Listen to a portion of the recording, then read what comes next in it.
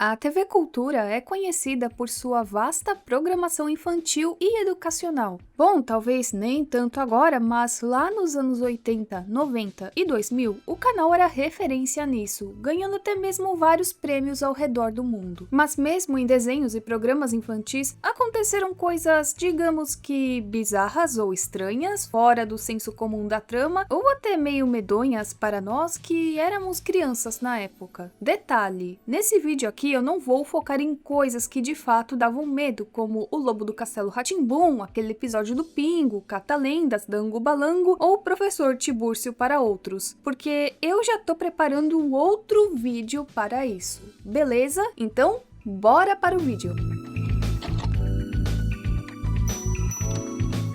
Arthur, o concurso. Em um concurso, Arthur e seus amigos ouvem sobre um concurso organizado por seu programa favorito, pedindo aos espectadores que enviem ideias de histórias que seriam transformadas em um episódio. Assim, cada personagem principal tenta escrever uma história, então cada sequência desse episódio se desenrola em um estilo de animação diferente. Só que é aí que a coisa sai meio que fora do senso comum do desenho. Nós começamos com Buster em O Dia que a Terra Foi Salva. Ele inventa uma história sobre alienígenas pousando na Terra e sequestrando o Arthur. Então o OVNI esmaga o Buster, mas os alienígenas decidem não comer o Arthur, pois o seu colesterol está muito alto. E se a gente prestar atenção, tá na cara que aqui eles estão fazendo uma menção ao desenho South Park, que é um desenho aí para adultos, e eu achei um tanto estranho, né, um desenho considerado educativo e infantil fazer uma referência a um desenho assim. E além disso, né, o conceito alienígena, na verdade, é uma referência ao primeiro episódio de South Park. Quem já assistiu sabe do que eu tô falando. Depois disso, nós temos a Muffy com Minha Vida como um programa de TV, que ela sonha com uma história em que ela é uma modelo de passarela. E aqui o desenho está estilizado como aquele desenho adulto que passava na MTV, que é o Beavis e Butthead. E a gente consegue ver isso, né, pela forma que o Arthur e o Buster são desenhados, além de que a forma, né, que eles zombam da Muffy é bem característica aí do desenho original. E mais uma vez, achei estranho aí, fizeram uma referência a um desenho adulto dentro de um desenho infantil e educativo. E aí a gente vai para o segmento do cérebro, que é o Fórmula de Crescimento do Cabelo. E aqui a gente vê já a grande referência para o desenho O Laboratório de Dexter. E aqui eu não vejo algo polêmico, até porque é um desenho infantil, Dexter é um desenho infantil, então não vejo nada demais. E o cérebro, que é considerado aí o garoto mais inteligente da classe, cria uma história em que suas invenções não dão certo por conta da incompetência de seus amigos. Aí depois nós vamos para o segmento da Francine e do Binky, que se chama A Incrível Luta. E aqui, de fato, eles não fazem paródia com uma animação, mas sim com o próprio WWE. E a Francine e o Durão Binky inventam uma história em que Arthur enfrenta-se cara a cara com o Hulk Hogan animado. E é claro que na imaginação deles o Arthur ele derrota facilmente o Hulk Hogan e depois ele enfrenta o John L. Sullivan, Floyd Patterson, Barney Rose e a United Press International, que o Binky admite ter copiado da legenda de uma foto que encontrou. E olha que ponto chegamos, né? Um programa educativo falando de WWE que só tem pancadaria. E aí nós vamos para o último segmento, que é o segmento do Arthur, a irmã problemática. E em um ambiente monocromático, com contornos trêmulos, um Arthur de 18 anos fala com seu terapeuta sobre a sua irmã irritante. E o discurso lento e desconexo, a configuração de um psiquiatra e o fundo preto e branco são todos indicativos aí de que são referências à série Dr. Katz. Talvez essa referência aqui não faça tanto sentido pra gente, eu não sei se essa série animada chegou a ser exibida no Brasil, talvez só no Comedy Central e algum canal fechado, mas não fez tanto sucesso no Brasil. Mas lá nos Estados Unidos a coisa é diferente. Então, pra eles, essa referência faz sentido. Talvez pra gente no Brasil não tenha feito tanto sentido ou tenha passado aí despercebida.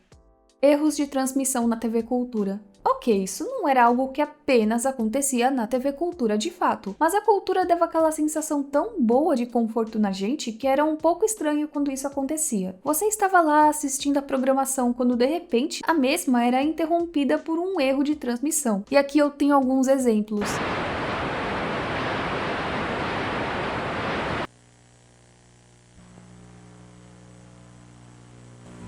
Estivemos fora do ar durante alguns instantes por falta de energia elétrica em nossos estúdios. Continue agora com nossa programação normal. will be riots.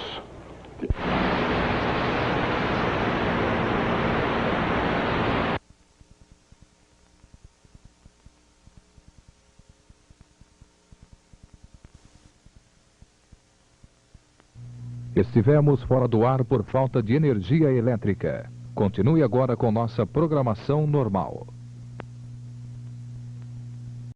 As Aventuras de Tintin, voo 714 para Sydney. Nesse episódio, ao fazer uma parada em Jakarta, a caminho de uma conferência científica em Sydney, Tintin, Capitão Haddock e Professor Cálculo se deparam com o amigo Piotr Scout. E atualmente ele é o piloto pessoal do excêntrico magnata aeronáutico Laszlo Carreidas, que decide dar-lhes uma carona até Sydney em seu jato particular. Por conta disso, o assistente de Carreidas decide fazer uma ligação rápida ao seu cúmplice para cancelar o seu plano secreto. Só que o seu cúmplice se recusa e quer continuar com o plano em ação. E acontece que o plano é sequestrar o avião, e eles conseguem fazer isso. Então eles pousam em uma ilha vulcânica abandonada no Pacífico Sul, e Tintin e seus amigos são mantidos em cárcere sob a mira de uma arma. E eles são recebidos por ninguém menos que o grande inimigo do Tintin, que é o Rastapoulos, que planeja ir roubar dinheiro da conta bancária de Carreidas na Suíça. Só que o Tintin e os seus amigos eventualmente conseguem escapar e o plano de Rastapoulos falha. Tintin de repente começa a ouvir uma voz direcionando-os para uma entrada secreta de um templo antigo para fugir de seus captores. Lá eles encontram um homem estranho chamado de Mike Kanrokitoff, que é um escritor de revista espacial. Aparentemente, a ilha foi visitada no passado por antigos astronautas adorados como deuses pelos nativos. E o próprio Mike possui um dispositivo que permite que ele se comunique telepaticamente e mantenha contato com a raça mencionada. E aí a coisa fica tensa, porque enquanto eles discutem a respeito disso, os capangas de Rastapoulos eles detonam explosivos na esperança de romper o templo. Só que isso faz com que o vulcão se desperte. E aí o Tintin e os seus amigos são resgatados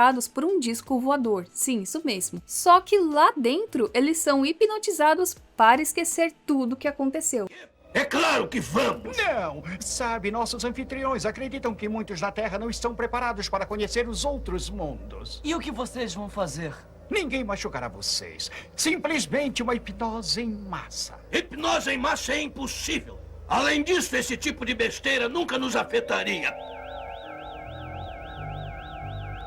Afetaria.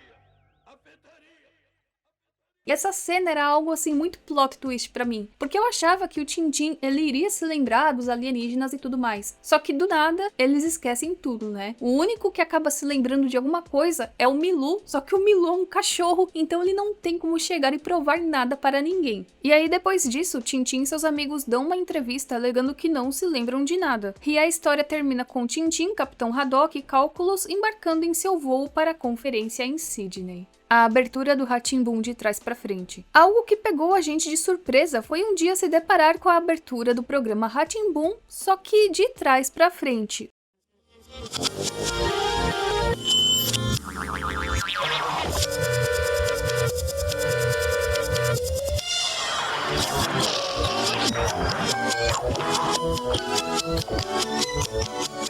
O que saía bem aí do comum. A gente nunca esperava isso de um programa da TV Cultura, não é? E aqui eu queria saber se vocês se lembram disso também, ou se é só eu, se eu tô ficando louca. Eu queria saber se mais alguém aqui também se lembra disso, da TV Cultura às vezes do nada exibir a abertura do Rá-Tim-Bum de trás pra frente. Eu não sei se isso aconteceu só nos anos 90 e início dos anos 2000. Eu não sei se isso faz parte mesmo de um episódio, ou se era coisa da cultura, ou se foi algum erro de programação. Eu não sei, mas eu queria saber se alguém mais se lembra disso.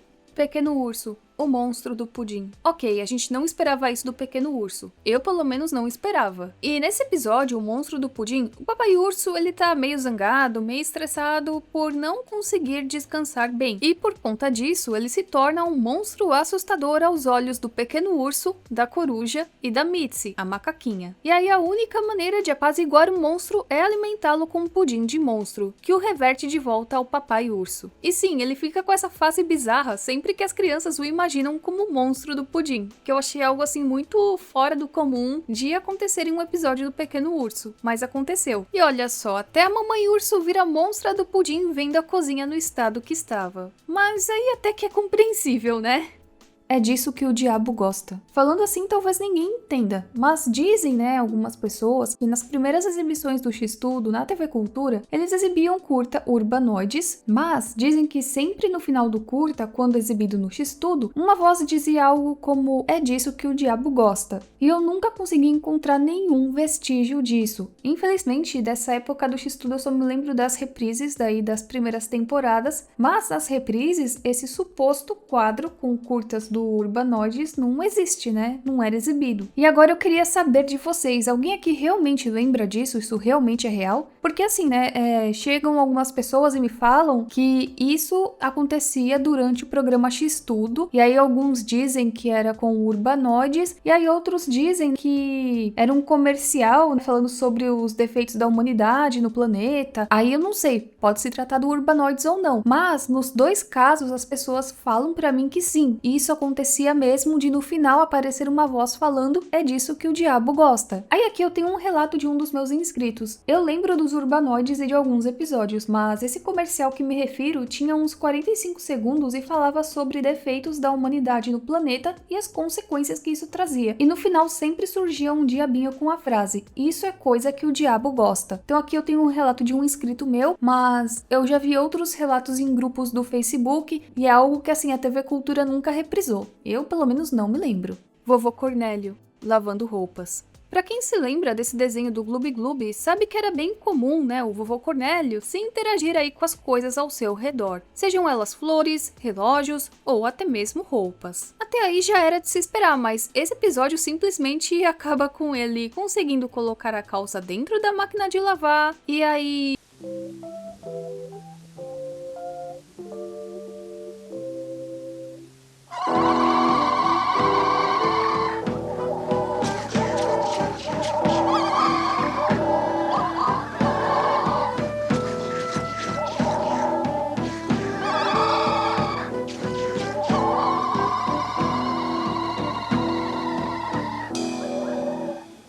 Ele simplesmente acaba assim, sem nenhuma explicação. Eu tenho uma teoria, pode ser coisa da minha cabeça, de que as roupas na máquina de lavar, elas são como uma tribo e pretendem aí se vingar do Cornélio, porque fica essa musiquinha assim, parece musiquinha de tribo, sabe? Não sei, eu posso estar errada. Se você tem uma outra visão, pode comentar aqui também, mas de todos os finais assim de episódios que eu lembro, esse aqui é o mais bizarro de todos e não tem assim uma explicação tão grande, A TV Cultura saindo do ar.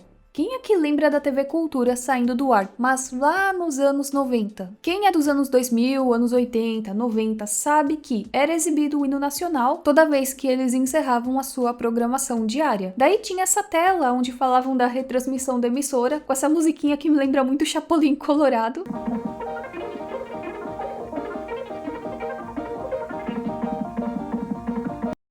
E simplesmente no fim ficava essa tela com as faixas coloridas e o horário embaixo, que às vezes do nada dava uns bugs.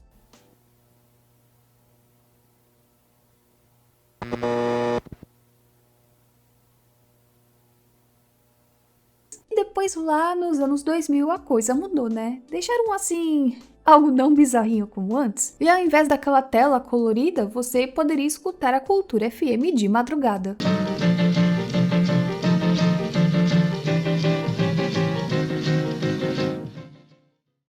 Rua dos Pombos, a luz no céu. Se você é das antigas como eu, você se lembra que no Orkut, em uma comunidade da TV Cultura, ou da Rua dos Pombos, não estou muito bem lembrada agora, tinha um tópico falando apenas desse episódio e de como ele deixou várias crianças com medo, ou do quão bizarro ele era aí pro senso comum da série. E nesse episódio, os moradores da Rua dos Pombos, eles começaram a notar algo diferente no céu ao anoitecer, que era uma luz que se movia aí muito rápido. Então José, que é o astrônomo do grupo, ele diz que não se trata de uma estrela, pois essas não conseguem se mover tão rápido assim de um lado para o outro. Até que, em determinado momento, a luz desaparece, deixando todos bem curiosos sobre o que seria aquilo. Então um deles diz para todos se reunirem no edifício onde mora, pois de lá eles teriam uma vista melhor para o céu e conseguiriam ver a tal luz misteriosa. E sim, eles conseguem, enquanto isso fica essa musiquinha bizarra de fundo que, quando eu era pequena, sei lá, particularmente eu sentia algo muito estranho escutando isso.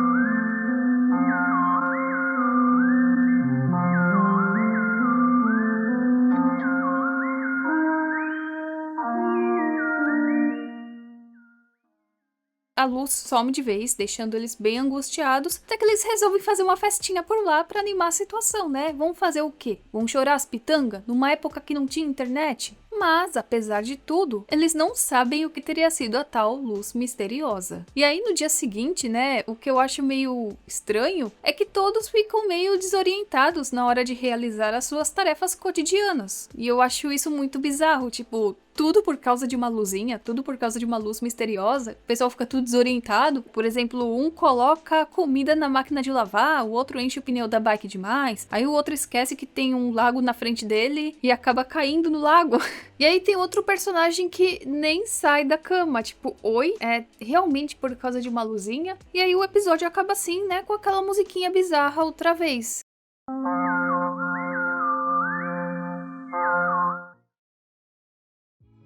E bom, gente, esse vídeo vai acabando por aqui. Eu espero que vocês tenham gostado desse vídeo. Se vocês se lembram de mais algum momento assim, fora do comum, na TV Cultura, pode comentar aqui embaixo. Mas, lembrando que coisas assim que dão medo, coisas assim que meio que foram traumatizantes e tal, eu vou fazer um vídeo separado, tá bom? É que aqui eu quis focar mais em coisas que meio que saíram aí do senso comum do programa, do desenho e etc. Então é isso, eu vejo vocês na próxima e tchau, tchau!